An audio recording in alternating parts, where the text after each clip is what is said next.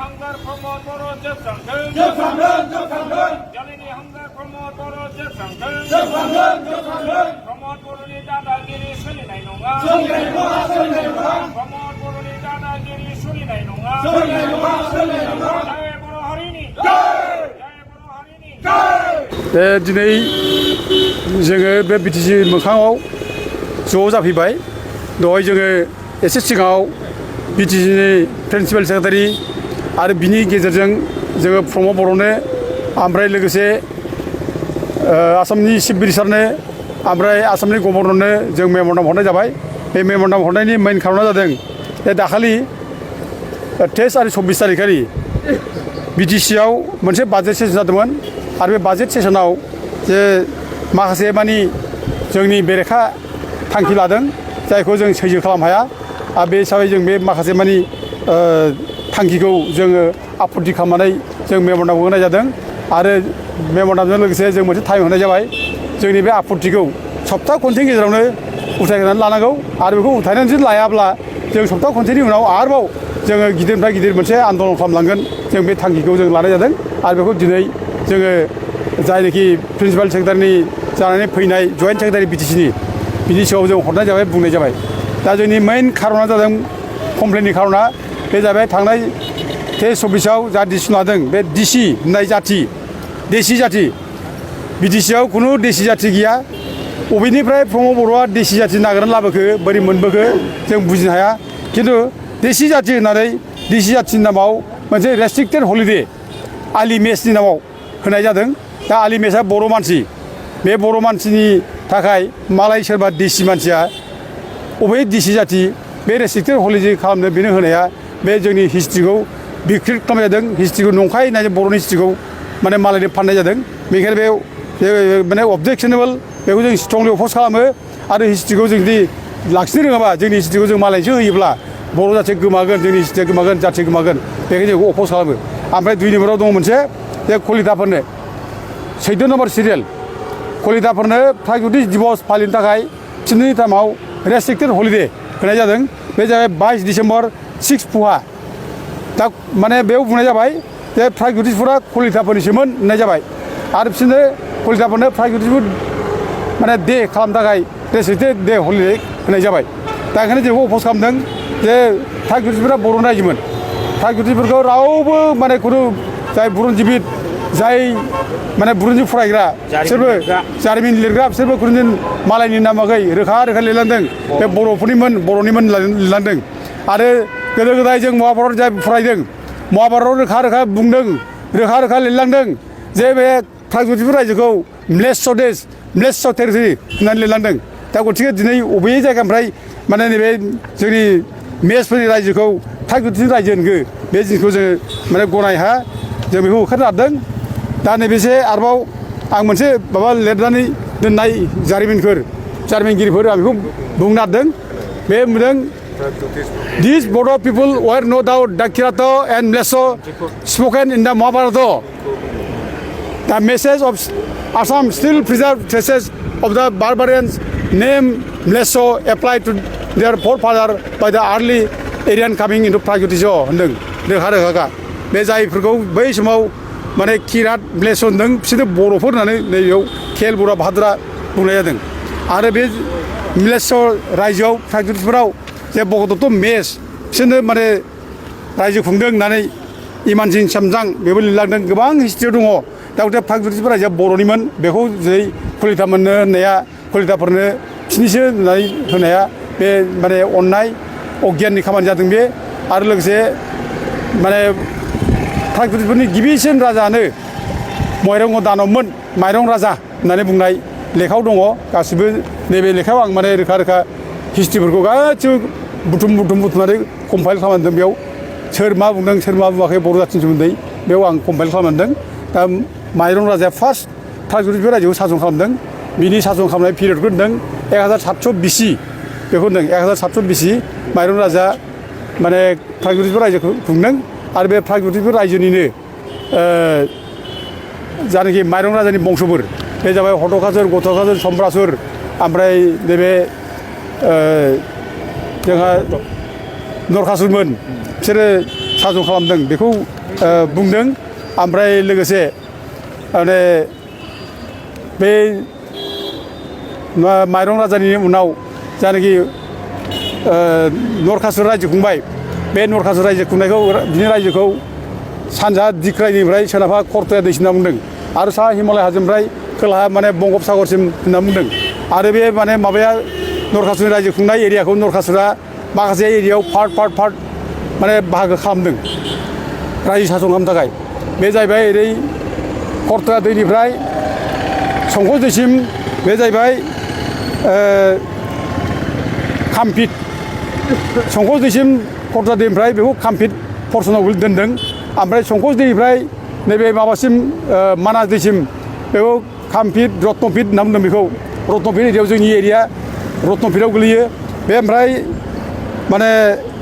मानासनिफ्राय धनस्रि दैसिम बेखौ सुवर्णपिट होनना बुंदों मानासनिफ्राय धनस्रि दैया सुवर्णपिट आरो बिनिफ्राय हरै माबासिम धनस्रि दैनिफ्राय एखे दिख्राय दैसिम धनस्रि दैनिफ्राय दिख्राय दैसिम बेखौ सौमार फिट होनना बुंदों दा बे सौमार फिटआवनो जोंना बे माने बर' राजा कुन्दिलनि भीष्मक राजाया रायजो खुंदों आरो बे भीष्मक राजानि फिसाजो रुक्मिनिखौ श्री कृष्णआ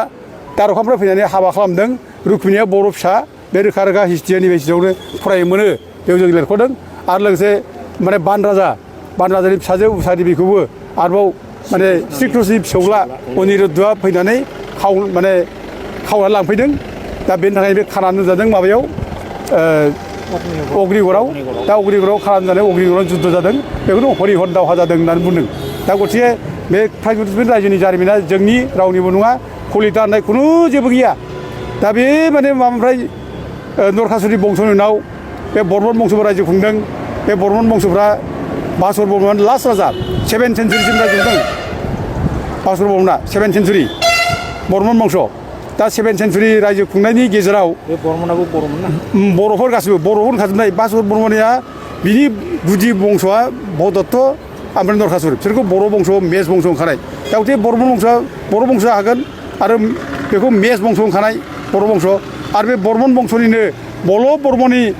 फिसाजो अमृता प्रभा बर्मनखौ जम्मु काश्मीराव हाबा खालामहैदों मेघबाहना बेखौ हिस्ट्रियाव लिरदों दा नैबे मोनसे आं फरायना होनि आरो बेखौ बर' सिख्ला होनना बुंदों बे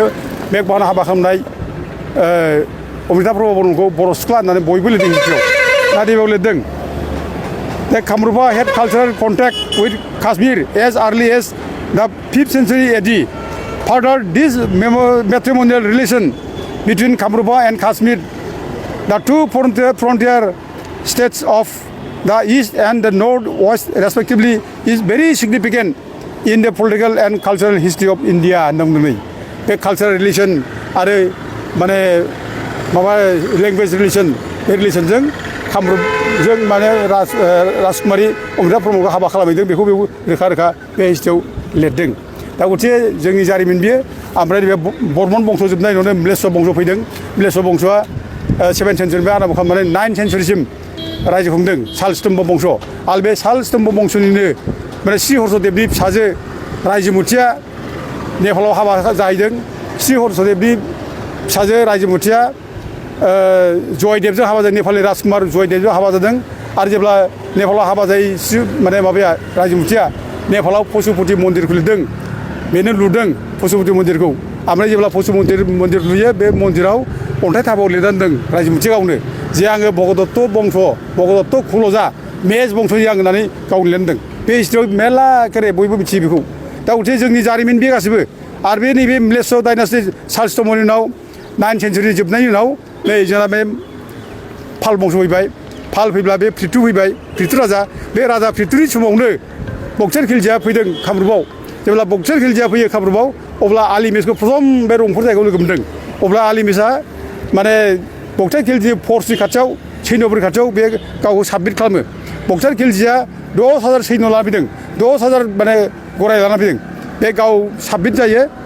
बक्सार खिलजि खाथियाव आली मेसआ ओमफ्राय बे इस्लाम धर्म लायो बे इस्लाम धर्म लानायनिफ्रायनो बिनि नामा आली जायो खिन्थु बिनि